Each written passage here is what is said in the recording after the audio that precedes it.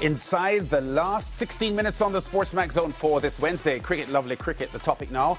Day one of round two in the 2025 CWI 4-day championship began today with a full slate of 4 matches, but 2 using a pink ball day-night fixture. As for the red ball matches, the Leeward Islands Hurricanes are hosting the Jamaica Scorpions at the Sir Vivian Richards Stadium in North Sound, Antigua, while defending champions the Ghana Harpy Eagles are battling combined colleges and campuses at Providence. Let's check in on those close-of-play scores now. At the Vivian Richards Stadium, the Jamaica Scorpions 306 for 9. Jeremiah Lewis 3 for 35. Raheem Cornwall 3 for 71. John Campbell getting 7th first class 126. Brad Barnes, the youngster, 53 not out, the top scorers for the Jamaican team. That stumps Jamaica 306 for 9. At Providence in Ghana, the combined campuses and colleges were 279 for 6 at stumps. Johan Jeremiah 84 and Kyle Corbin 62 not out. Bowling for the Guyanese, Ronaldo Ali Mohammed 3 for 37. And the veteran Veerasamy Permal 2 for 67. So at stumps, CCC 279 for 6. So let me update you now on the games that are being played day-night.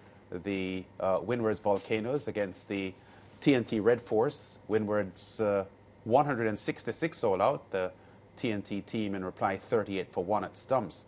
Now for the Windward Islands in their innings, Kavim Hodge got 126, and he was pretty much the only solid scorer for them. Well, look at this. There was no other player reaching double figures apart from Kavim Hodge in their 166 all out. Bowling for the Red Force team, Anderson Phillip, none for 46. It was Carapierre who picked up 4 for 17 though, and Yannick Carrier with 4 for 30. So TNT in charge there at stumps at 38 for 1, replying to 166. Let's check in on the Barbados game now, where the Barbados Pride, they got 100 from their captain Craig Brathwaite, and I'll get to those scores in just a moment. The Barbados team 305 for 1 at stumps, and Craig Brathwaite with 33rd first class 100, and he's 133 not out. Jonathan Drakes also got 100. He's 105 not out. Zachary McCaskey got 49. So Barbados then 305 for 1 against the West Indies Academy. So we had centuries today, Ricardo, from John Campbell, Craig Brathwaite and Kavim Hodge. Well, I tell you what, the West Indies Director of Cricket, Miles Bascom, is probably smiling now about the quality of the regional 4-day tournament. But yes, it is very good to see, especially players who are either in the West Indies test setup or trying to break into the setup, getting runs. Now, for John Campbell of the Jamaica Scorpions, very important, because remember, he is coming off a whereabouts rule violation ban, and he is trying to make his way back to international cricket. Over 30 years old now, but there is a spot in the West Indies test team as an opener. Let's be honest. Yes, Craig Brathwaite is the captain, and he will be the first choice for sure. Mikhail Louis hasn't done badly, but he hasn't done great either. And I suspect if John Campbell can really distinguish himself throughout the course of this season, there will be an opportunity for him to, first of all, quite possibly play in the A team against the South Africans when they get here, and ultimately play in the series against Australia. So massive opportunity there. Great to see Kavim Hodge and Craig Brathwaite, 2 players who are in the test setup, come back to regional cricket and dominate. That is what you want from your test players, that when they come back to the regional game, they show that they are of that quality, of that ilk. And then the 30-year-old Jonathan Drakes also getting a century, batting with his captain Craig Brathwaite. So 4 centuries on the opening day of the second round is a very good look, Lance. Yeah, and I want to expand on the point that you made about batting spots available for the Test team. Mikhail Louis had made a good start to his Test career, but he has struggled since the promising start that he made.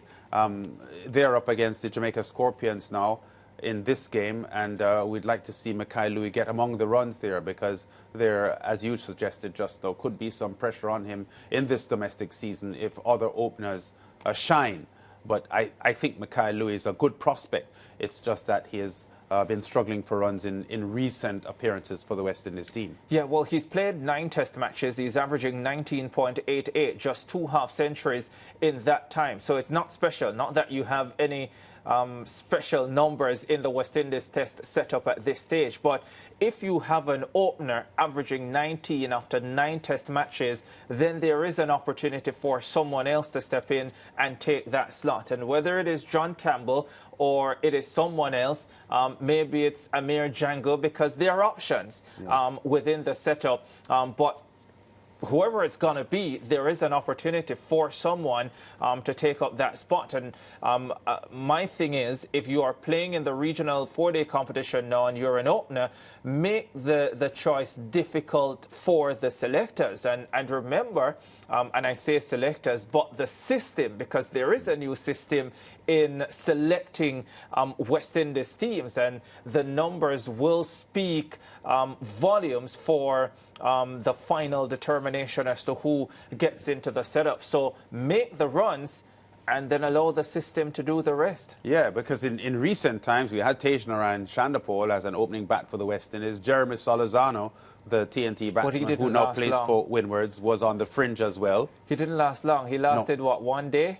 Got knocked out and never got back in. Yeah, but the fact is he had been impressive enough to attract the attention of the selectors. So it means that if he gets runs again, he would be up for consideration as well. So you are right, Ricardo. There are quite a few names there that are presenting themselves as options, which is a good thing for West Indies cricket. Yeah, what you want now is that the options get narrowed when they get selected, meaning they perform so well when they get into the setup that there becomes no doubt that this is the man for the job. Yeah, okay. Day 1 of the second round of the Cricket West Indies regional 4-day tournament. As we said, stumps in 2 of the games, but the other 2 games are day-night fixtures with the pink ball, which means that they will play up till maybe 8, 9 o'clock tonight, and we'll have those stump scores tomorrow. Well, they would be into day 2 anyway, so we'll update those games tomorrow as well. Back with more on the SportsMax Zone after this.